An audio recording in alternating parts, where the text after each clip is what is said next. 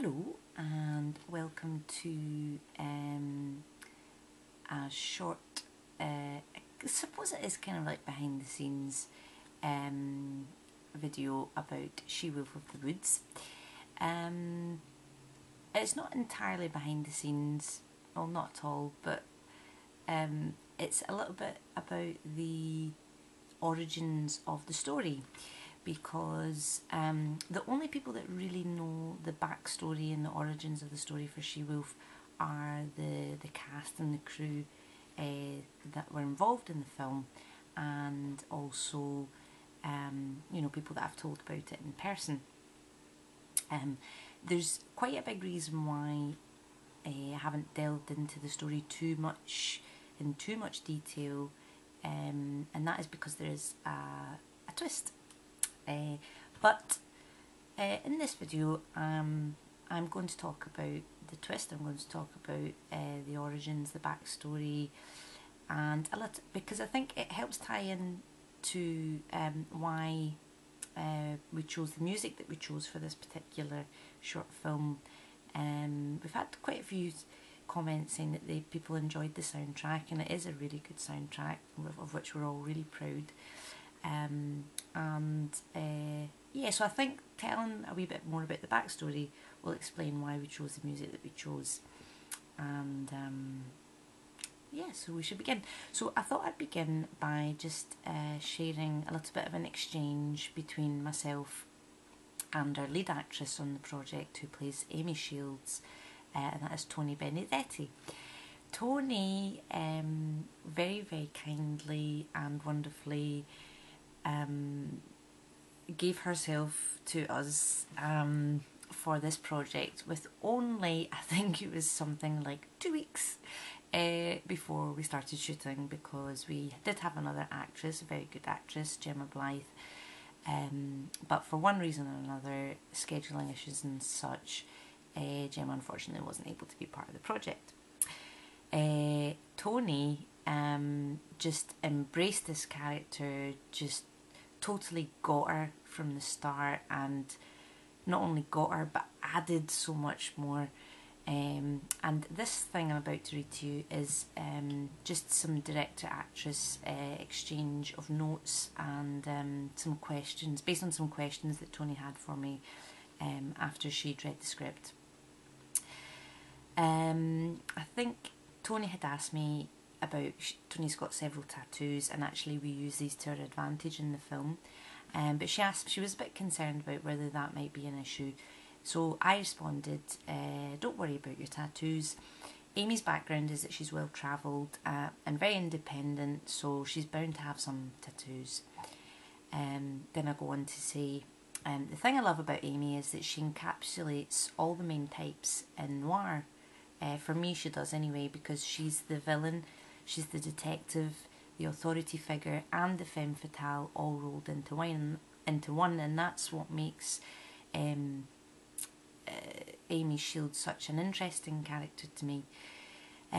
So I explained to Toni that in that way it is a challenging role, and it's challenging because as an actress she has to then try and show all these different elements and all these different types in one character, but it's also what makes her such a great character to play. And I think everyone that's seen the film or worked with Toni can just so wholeheartedly say how well she did that. She really, really pulled that off, and especially for me as a director, I think she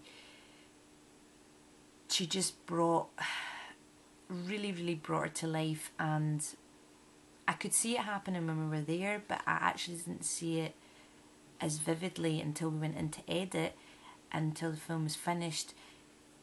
You know, there was always a chapter narrative kind of idea to the story, but seeing it really in a linear fashion, I think she just does really, really well at showing all those different sides of Amy, and that was quite exciting to watch. So I go on to say that Amy can be feminine, and she does use her sexuality to her advantage, But she's also very ruthless and tough, and I like that contrast in her. I said, in fairness, she's not a very nice person, and Tony is a very nice person. So you know, in that way, they're not like, you know, they're not similar. But that's the challenge. That's the challenge for the actress, is to you know, dig deep and find all that juicy kind of stuff. Tony had asked for a little bit of character background, so with all the characters,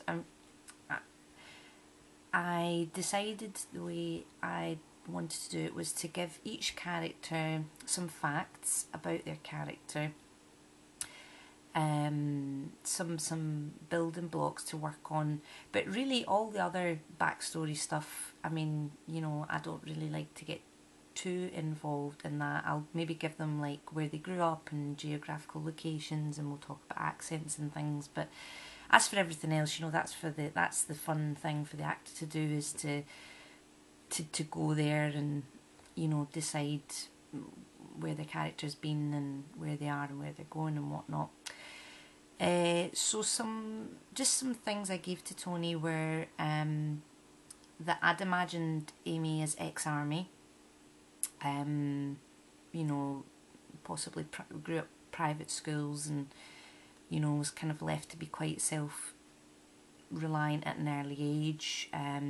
Maybe went on to train at Sanford.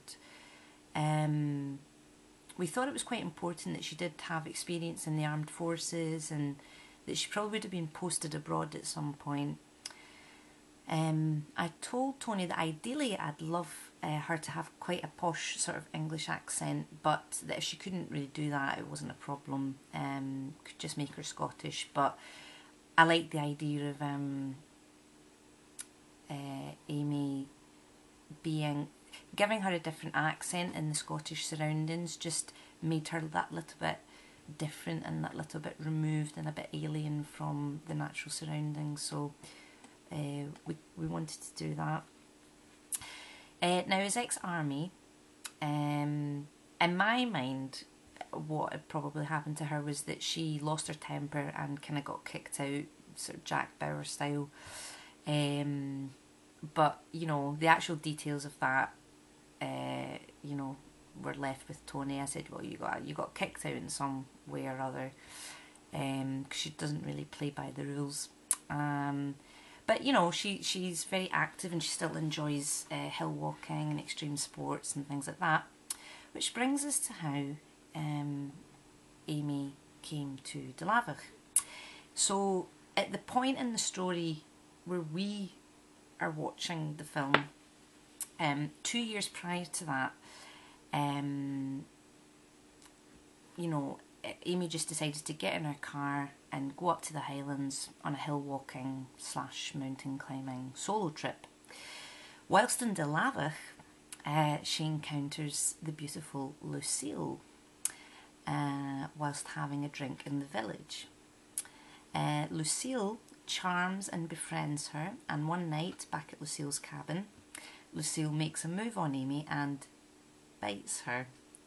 And the two become connected. Now, I've not really spoken about Lucille yet, and this is a major turning point in the short film, Lucille's character and her relationship with Amy. But I'll come back to that. I'll talk about Lucille a little bit later on. So this brings us on to the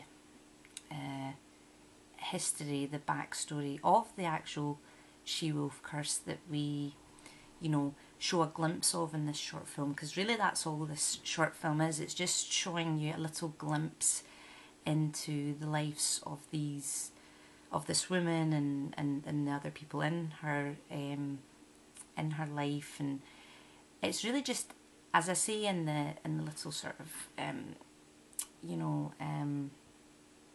synopsis and things like that, it takes a look at the ritualistic aspect of this character in her day-to-day life, really just as she's going about her business. She's a forest ranger in a small village in Scotland. What happened between the trip up there and becoming the forest ranger, you know, the character sort of develops that. But obviously she takes up residency there after meeting Lucille, and you know, becomes a forest ranger. But this is actually a very handy job to have for Amy, because you know, it kind of it works well for their intentions, which we will come to. So to go back to the history,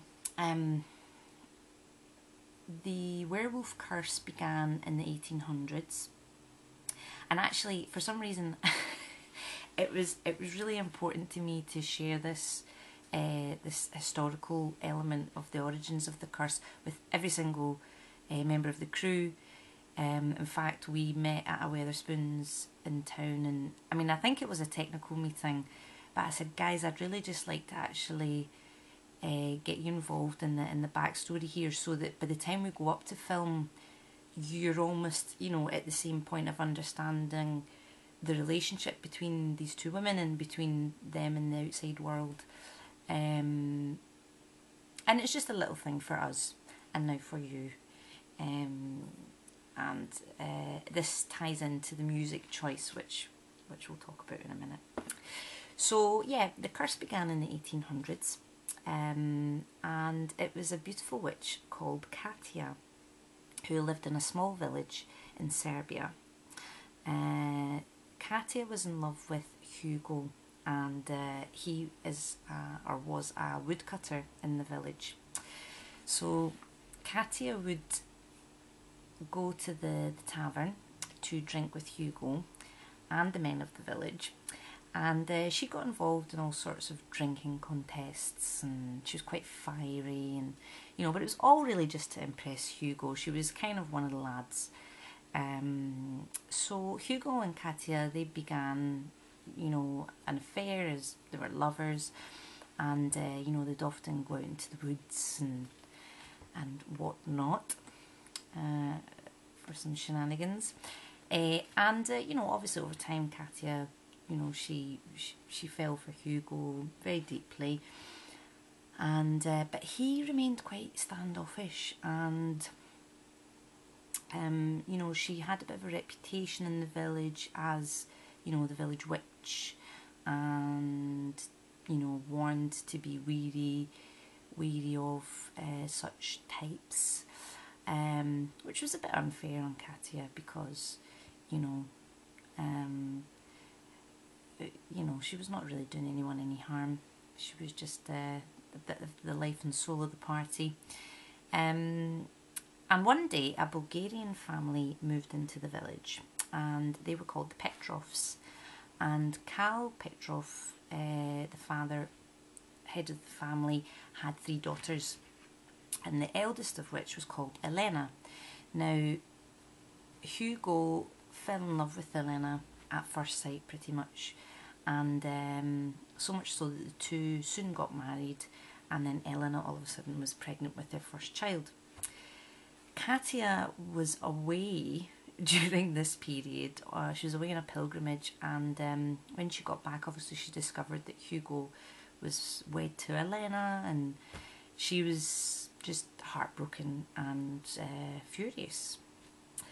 So what happened next was essentially, you know, she maybe overreacted slightly, but she put a curse on Elena, so that every time that she made love with Hugo, she would transform into a hideous beast, a beast spawned from the devil's side, a werewolf or a she-wolf. And so the curse begins thus. Now, once Elena transformed, it's almost like she's consumed by the knowledge that the curse is pretty much her master, and this sort of bond between her and the curse, she knows it's not something that she really wants, but it's stronger than her now, and she's bound by it. So she's bound by this curse, which has a set of rules attached to it, as all curses do. And these are the rules.